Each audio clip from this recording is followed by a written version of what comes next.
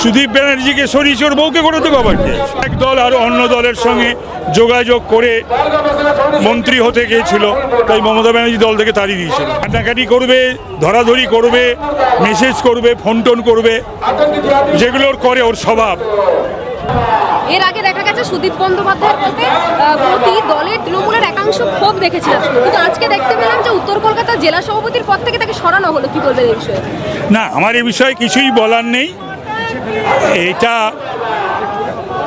বহু দিন ধরেই এই ক্ষোভ দলের মধ্যে ছিল, আছে, এখনও রয়েছে বিভিন্ন জেলার ক্ষেত্রে।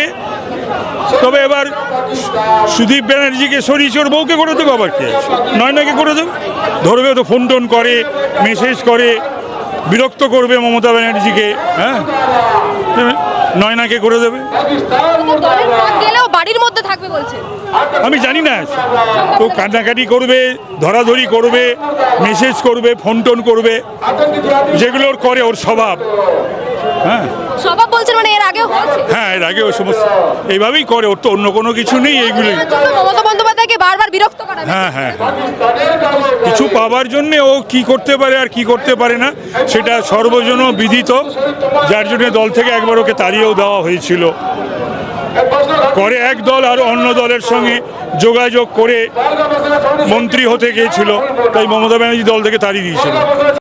বাংলা হাটের আরো খবর দেখতে নজর রাখুন। বাংলা খবর মানেই বাংলা হাট।